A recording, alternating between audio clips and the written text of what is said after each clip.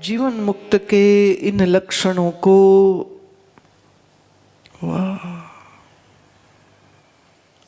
मुझे याद है जब हम विचार सागर पढ़ रहे थे, as I told you I was in 9th standard at that time, और जीवन मुक्त के लक्षण ये सब जब सुने तो मन में एक बड़ी जोर से ये प्यास उठी कि क्या आज भी कोई जीवन मुक्त है? क्या आज भी कोई जीवन मुक्त है जो इस अवस्था में होते कि संचित कर्म जल चुके हैं, कर्म के भोग को असत्य जानते हुए भोग लेते हैं, और शरीर के दुख हो सुख हो, इंद्रिय के दुख हो सुख हो, मन के दुख हो सुख हो, वो सब भोगते हुए पर भी बिल्कुल अछूते रहते। और फिर हमारी ये तलाश शुरू हुई कि जहाँ कहीं से थोड़ा भी कुछ पता चलता कि कोई अच्छे महात्मा है तो दर्शन करने चली जाती थी। पर क्या है, हमारे पास एक ना रडार है अंदर, जिस रडार से मालूम हो जाता था, फील हो जाता था, पता लग जाता था। तो बहुत संतों को मिले, फिर उनमें कुछ ऐसे भी मिले। एक की बात सुनाती हूँ। हरिद्वार में गंगा किनारे पर किसी ने कहा कि एक महात्मा है, जीवन मुक्त महात्मा। अरे बाप, दर्शन करने तो जाना पड़ेगा। तो ऋषिकेश ऐसे तो जाना था, पर हम स्पेशली हरिद्वार रुक गए एक धर्मशाला में, और फिर जो एड्रेस था मेरे पास उस एड्रेस के अनुसार हमने रिक्शा किया। और मेरा अभी I think so I was still in BA first year eight that time. तो मतलब वो तो साथ साथ चलते थे ना, कॉलेज अलग है और सत्संग अलग है, और चेले बन चुके थे तब तक। तो एक चेली मेरे साथ थी, तो रिक्शा किया, हम लोग गए। तो इधर जा, बोले यहाँ कोई नहीं, उधर जा, यहाँ कोई नहीं, फिर उधर जा, इधर जा, हाँ कितनी देर घूमते रहे। मैंने कहा भाई जब पता नहीं, शायद अब वो यहाँ नहीं है, चलो रिक्शा करते हैं, चलो चलते। तो रिक्शा कर लिया वापस जाने के लिए। रिक्शे में बैठे हम दोनों, थोड़े ही दूर निकले तो मैं कहा रुको रुको रुको, यहीं रुको यहीं रुको। बोली यहाँ क्या है? बाएं हाथ में गंगा बह रही, अंधेरा है। मैंने कहा नहीं बस तुम रुको। तो अपने रडार के साथ चलना शुरू किया। तो हमारा रडार कहे कि इधर गंगा की तरफ सीढ़ियाँ उतरो।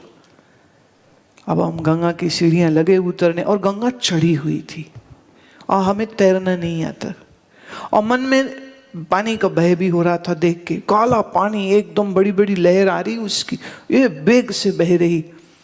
आधी सीढ़ियाँ तो सूखी हैं, आधी सीढ़ियों तक पानी है।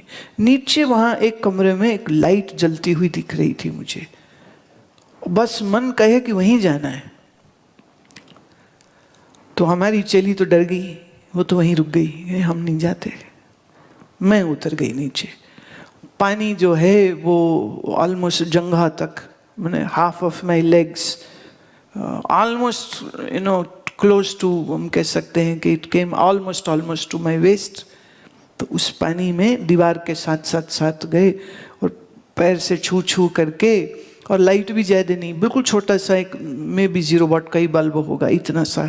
तो वो बल्ब को पकड़े पकड़े वो कमरे की दीवार आई, दीवार को पकड़े पकड़े पहले अंदर झांका तो तखत पोष जो है, वो तखत पोष के, मैंने ये तखत पोष और ये गंगा का पानी, मैंने तो तखत पोष के शायद ऊपर तखत पोष रखा हुआ था।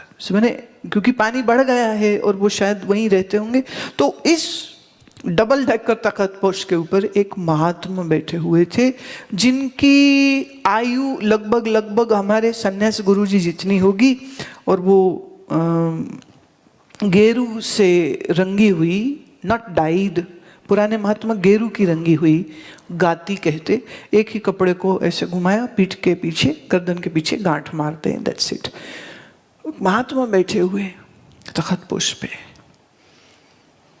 तो गंगा भी भूल गई, पानी भी भूल गया, डर भी चला गया, और सब खत्म, बस मुझे तो खाली महात्मा जी दिख रहे। तो मैं बढ़ के आगे गई, प्रणाम किया। तो उन्होंने इशारा किया, सामने एक बैठने का था सूखा, तो कहते यहाँ बैठ जाओ। मैं बैठ गई। मैंने उनसे पूछा, थोड़ी देर चुप रहने के बाद मैंने कहा, महात्मा जी यहाँ एक महात्मा वो पिछले 40 वर्ष से यहीं रहते, उनको घाट वाले बाबा बोलते हैं। कहते पता नहीं मेरे को तो, पता नहीं मेरे को तो,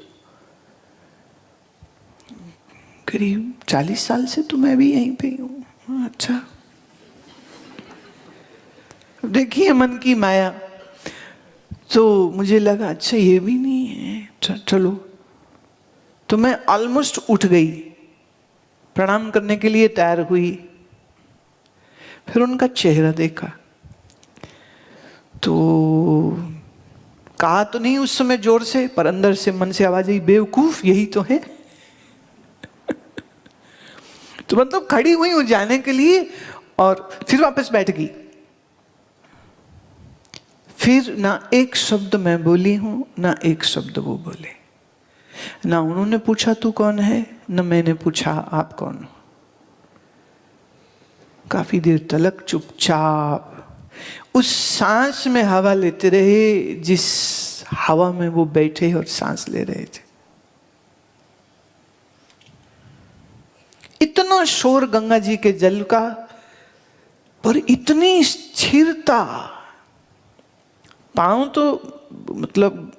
तो मेरे गंगा जी में ही थे, ठंडा जल, एकदम ठंडा जल, पर उससे ज्यादा ठंडक हमारे मन के अंदर है। तो काफी देर बैठे बैठे बैठे और फिर प्रणाम किया और उठ के आ गए। तो आ रही थी तो आंखों में आंसू आ गए। मैंने कहा हद हो गई, अजब बात कि जिन महात्मा को ढूंढ रहे हैं उनको सामने बैठ करके उन्हीं से पूछ रही हूं मैं। But you know I had no name. I had no name कि उनका नाम क्या है।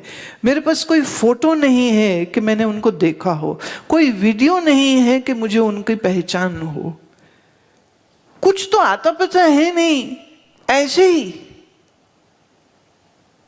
और हरिद्वार के गंगा घाट पे महात्मा रहते, तो पूरी हरिद्वार आप अगर गिन लीजिए तो कितने किलोमीटर लंबा घाट और गंगा का किनारा होगा। अब कहां पर है कोई कैसे मालूम चले। और उस महात्मा तक पहुंच पाना, जिस शहर में हजारों महात्मा रहते हों, उन हजारों महात्माओं में से उस महात्मा को ढूंढ पाना जिसका दर्शन करने की इच्छा इस मन के अंदर आई थी, और उस इच्छा को ये माया वशिष्ठ चैतन्य ईश्वर पूरा भी कर रहे हैं।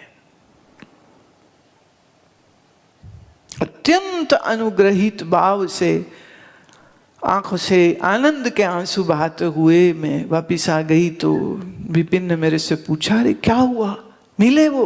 तो बस हाँ करी। उसके बाद हम ना कुछ बोले ना कुछ बोलने की स्थिति में भी थे हम कि हमें समझा पाते कि क्या हुआ क्या नहीं हुआ। अगले दिन जाकर के फिर उसको मैंने बताया कि ये ऐसे ऐसे हुआ था सब। फिर तो हम अगले दिन भी गए, दिन के समय में भी मिले। अच्छा, और देखिए, और उस समय गंगा उतर चुकी हुई थी, मैंने हमारे ही रोकने के लिए ऊंची बड़ी थी। तो 5-7 मिनट तो हम खड़े रहेगा, कौन जाएगा अभी इसमें। तैरना आता नहीं, रात का समय, डूब गए तो कोई बचाने वाला भी ना होगा। पर उस चढ़ी हुई गंगा की वजह से हमारे मन में चढ़ा हुआ भाव नीचे नहीं हुआ, और जो अंदर रडार है ना, वो कह रहा है जा जा, तो चले गए। अच्छा, आप दिन में जब देखा, जो रात को बड़ी भयानक जगह लग रही थी, जब दिन में देखा तो लग रहा इतनी प्यारी जगह ये। तो वो जगह आज भी है, बिरला घाट। बिरला घाट के उनको घाट वाले बाबा ही बोलते थे बस। फिर तो जाते रहे, फिर एक समय आया उनका शरीर चला गया, हम तो भी जाते रहे क्योंकि जगह मेरे को बहुत अच्छी लगती थी वो वाली, वहाँ जाकर के बैठ जाना। फिर जो उनके शिष्य लोग थे वो मेरे से प्रेम करने लग गए। फिर 1-2 बार उनके उसी घाट में बैठ करके मैं वेदांत का सत्संग सुनाती थी। मतलब आप ये बैठेंगे सिर्फ 4 या मे भी 3 ही लोग आगे बैठते हैं और आगे गंगा है। फिर मैंने बहुत छोटी सी वो प्लेटफॉर्म है छोटा सा, जिसमें उनका कमरा था जिसमें वो रहे। बाद में किसी भक्त ने इनके लिए कोठी बनवा दी थी। फिर कभी कभी उस कोठी में भी मेरा जाना होता था, और जो उनकी सेवा में थे वो फिर मेरे से प्रेम करने लग गए, और गुरु की न्याय वो फिर मुझे देखने लग गए। तो बड़ी एक जिंदगी में ना ऐसी चाह की पूर्ति कैसे कैसे हो जाती है, ये भी एक बड़ा एक आनंद का विषय होता है। सत्य का ये जादू का खेल है ना, इंद्रजाल। तो इस इंद्रजाल में बड़े मजे आते हैं, बड़े आनंद आते हैं, बाकी बाद में।